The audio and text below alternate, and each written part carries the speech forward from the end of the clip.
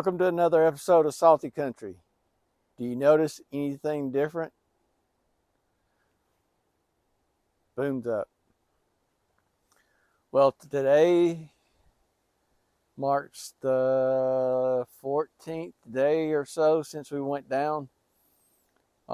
It would have been fixed sooner, but I was out of town for a few days.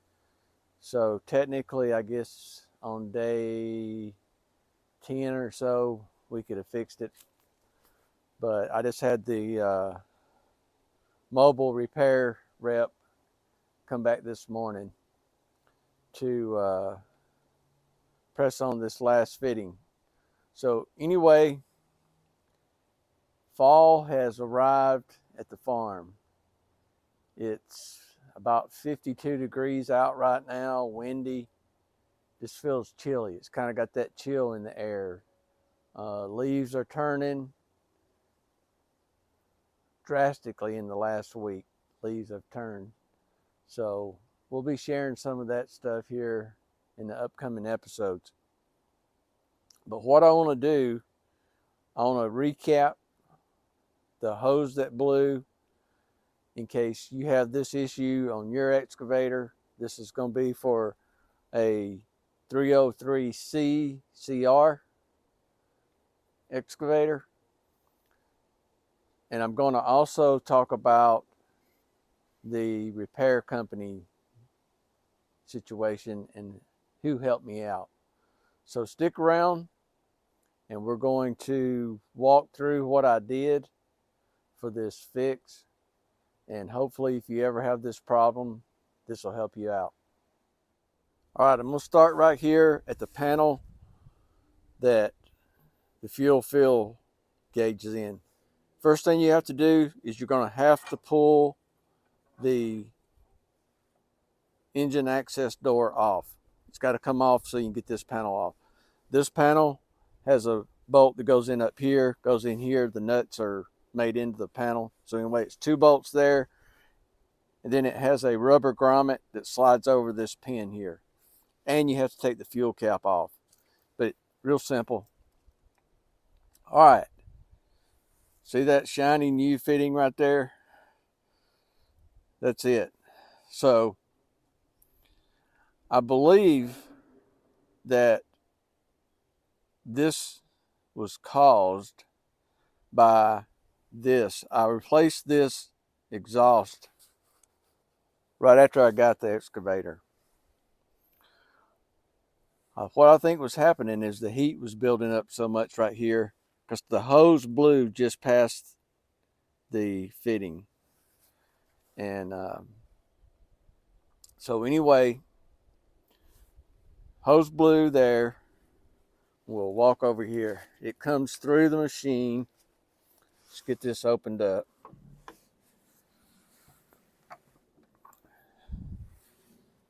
And the hose goes in right here. All right, so we had to do a little bit of modification to the hose just by the way that we this hose had a 90 made onto the hose on my last one, and I'll show you the old hose I had real quick. Okay, real quick, here's the 90 that's made onto the hose that went on the other side at the hydraulic module. Here is the 45 degree that's on the hydraulic pump. This is a new hose I had made to go in to replace the old hose. It's exactly the same length, everything, but it's impossible to get this fitting and this whole assembly through that rubber grommet that's only the size of the hose itself. All right, real quick, I don't want to draw this out too long. What we did, you can't even get this hose out of the machine with that block in place. So what we did was we took off the 90 from here, laid the hose down so we could pull the slack back in the machine. Once we pulled that slack back in, we disconnected this, pulled this hose out this way. Once we got the hose out this way, we cut the hose. All right. Once I cut the hose, we come back over here, grab the hose, and we just pulled it out of the machine. All right. Here's the thing, when you get a new hose made, take your old hose, and if you have to go with this type setup the way we did, I would say maybe make the hose an inch shorter, and I'll explain why in a minute. All right, you can take your two pieces of your hose, and you'll know the length of your old hose. You'll need to hang on to that. All right, we pressed the mobile hydraulic service, press this 45 onto the hose. This is a minimum of two-person job. You got to pull the seat. They'll give you some access down, straight down, but it's still, that line's kind of hidden up under that one firewall. But it gives you a little bit of room. All right, this is a 4-wire hose. So we end up putting a 6-wire hose back on it. So these things are very, very stiff. They don't flex much at all. What we did, once we got this fitting pressed on the hose, we didn't have no fitting at all on the other side of the hose. We fed it back through here. I wrapped a rope around the hose down through here so I could pull a little bit to try to get that hose to turn a little bit. The hose rep was up top, and he was able to kind of get his hand down in there and help. And we fed the hose in right here with no fitting. Finally got it lined up. It took us about 30-45 minutes. Got it lined up. Once you get it lined up in that grommet, and I'll say, take some hydraulic fluid or something, rub inside that grommet. And it's not really a grommet, it's a rubber block, because it's got 4 smaller hoses in the top of the block. The hole that this goes through is in the bottom of the block, in the lower part. All right, put you a little bit of hydraulic fluid on the end of your hose and your rubber grommet. Slide it in there. Once you got it started, you're going to have to twist this hose kind of back and forth as you push. And it'll take a couple people pushing. But he and I pushed, got it started in there pretty good. Went around and checked, and we could see the hose. And we're like, okay, we're there. So anyway, he and I both got it pushed through far enough that he could go to the other side, grab the hose, and pull it. He pulled the hose out. I got this in, got it pulled back my way, lined up, and tightened it up on the pump. All right, over here on this side,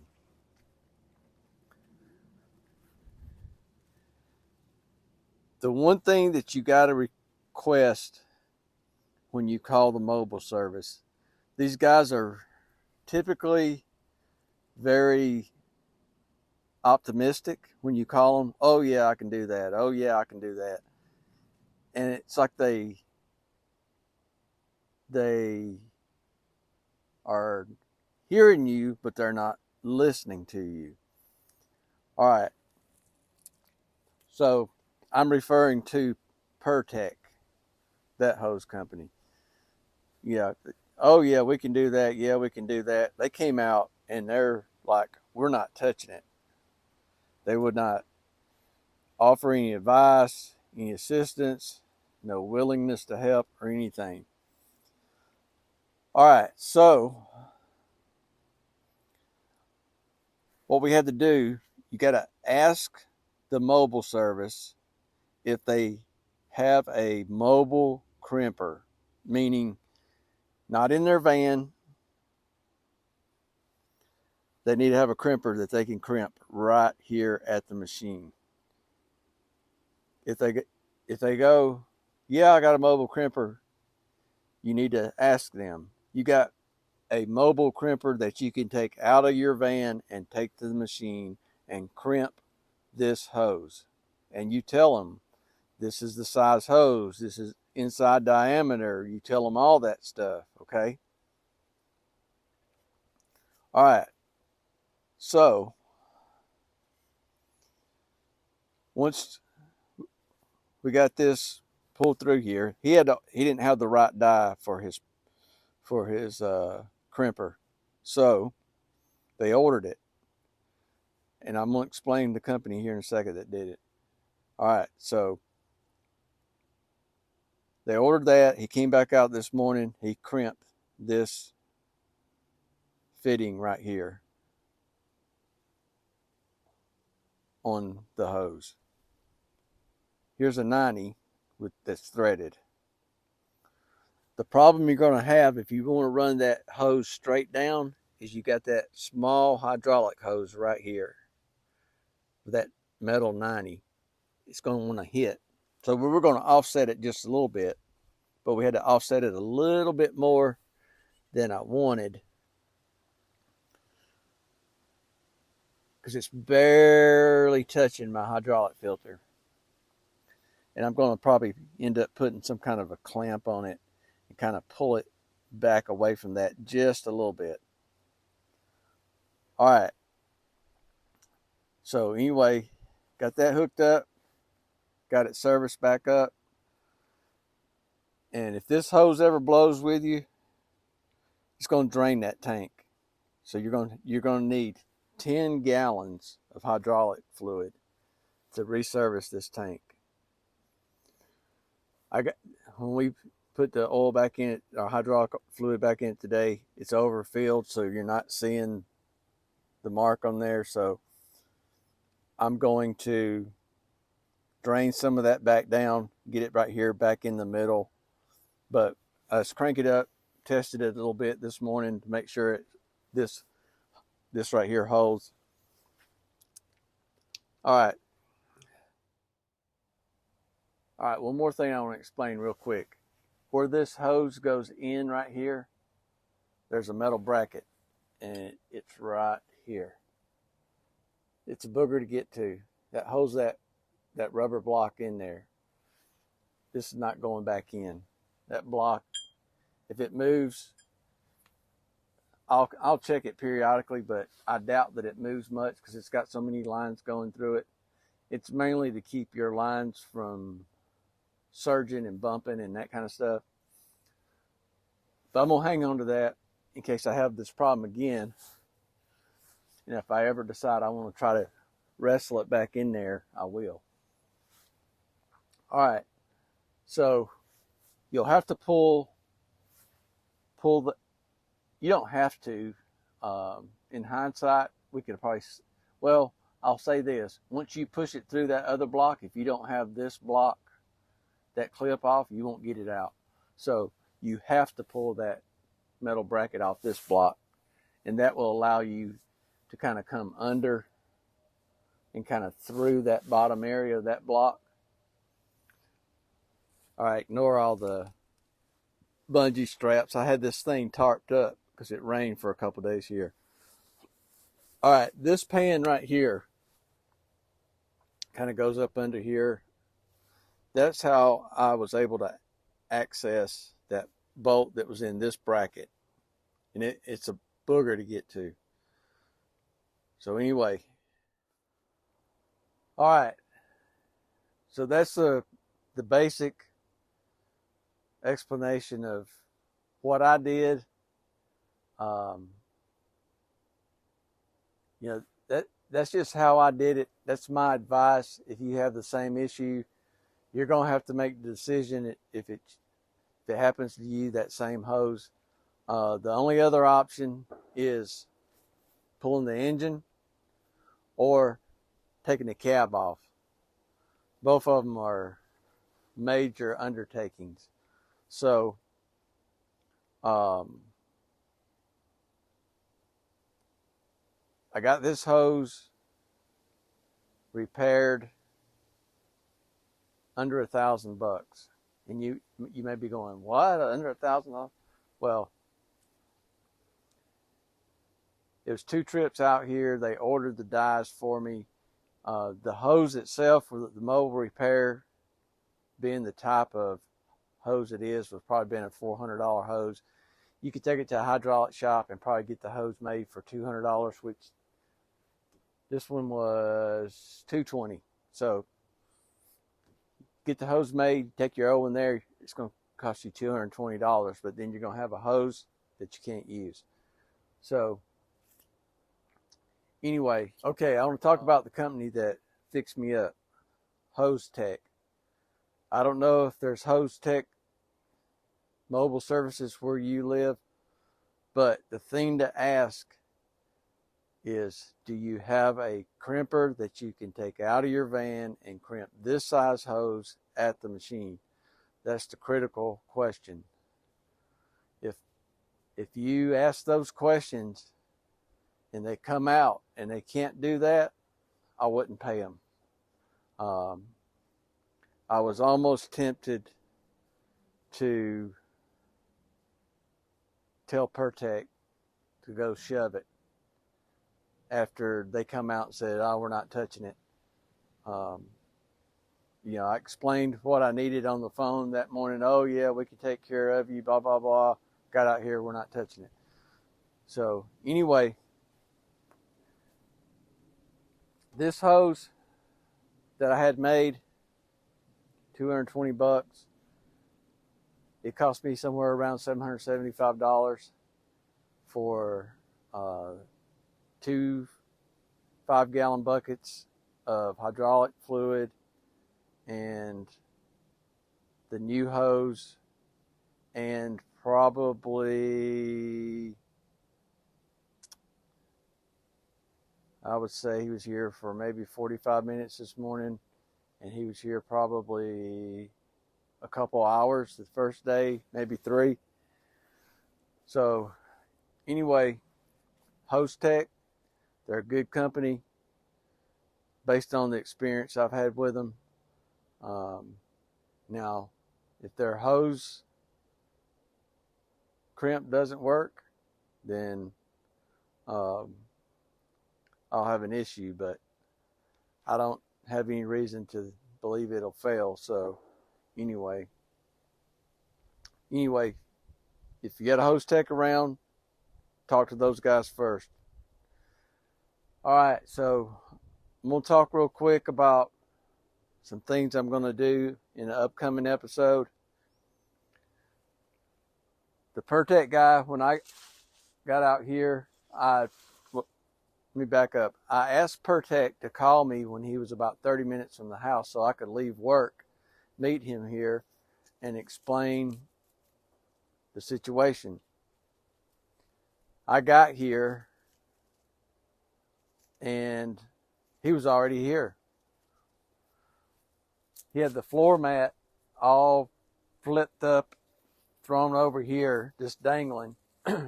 Tore the front sections of the floor mat off getting it out. I didn't realize that until after he was gone.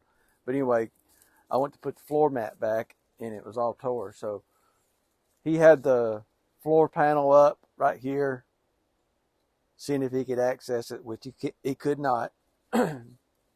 So anyway, I got a new floor mat. On the muffler, it has a heat blanket. When that hose blew, it basically blew the bottom of that heat blanket apart. So it's full of hydraulic fluid soaked up in there. So I ordered a new heat blanket, and I'm going to replace that. And I got a new rubber grommet that goes on the panel that slides over this pin right here. So I'll be probably doing an episode of me kind of buttoning up some of this stuff. I'm going to go back around and check all the bolts, access panels underneath, different things. I'm just going to check it over really good to make sure I've got everything back tight. And I'm going to drain the hydraulic fluid back down to the proper level before I run it. But yeah, this is a difficult one. This is probably the most difficult hose I would think on this machine. There may be another one somewhere. I hope I don't find it. But even the 4 hoses that run through the block above this, they're small. Same thing. You're going to have to cut the hose, pull it through. Now, getting it out the other side is going to be another story, but you can make the hose a little longer and kind of go under the block, or get your hand in there enough that you can feed it through that block. But those 2 rubber blocks that hold these lines, if CAT would have just positioned them a little bit better so that you could access one from the left side of the engine and access the one on the hydraulic control module side of the engine a little bit better, this would have been a piece of cake. I could have put this thing in. But by them putting those blocks in inaccessible positions, you have to tear your machine apart to get this hose in, or do what we did. So anyway, I hope this is helpful to someone. I want to say first, I hope this hose never blows on your machine. If it does, watch this, and I hope it helps you. So anyway, that's going to be all for this episode. I want to thank everyone for watching. Remember, if you like our content, subscribe. We're going to be continuing with this pile of trees and debris and all this garbage I got tore down here. Once we get back going, I'll be getting this stuff all put on the burn pile in the pasture. So anyway, thanks again. We'll see you on the next one.